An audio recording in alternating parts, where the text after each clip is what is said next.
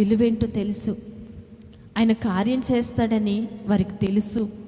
అందుకని ఎప్పుడైతే వారు అవసరం తీసుకొని వెళ్ళారో, తీసుకొని వెళ్ళిన వెంటనే వారి అవసరతను గుర్తించి, వారి వైపు చూసి, వారి పరిస్థితిని చూసి, వారి ఇబ్బందిని చూసినటువంటి గొప్ప దేవుడు ఎర్ర సముద్రాన్ని 2 పాయలుగా చేశారు. ఎర్ర సముద్రం 2 పాయలుగా చేసిన వెంటనే వారు ఏం చేశారంటే, అప్పుడు ఇశ్రాయేలీలు సముద్రం మధ్యను ఆరిన నేల మీద నడిచిపోతూ ఉన్నారు. దేవునికి స్తోత్రం, హల్లెలూయా. ఎర్ర సముద్రం 2 పాయలు కావడాన్ని బట్టి ఆరిన నేల ఏర్పడింది. ఆ నేల మధ్యలో నుంచి వారు నడిచిపోతూ ఉన్నారు. ఇశ్రాయేలు ప్రజలు ఎప్పుడైతే ఎర్ర సముద్రాన్ని దాటారో, మరలా సముద్రం యథావిధిగా మార్చబడింది.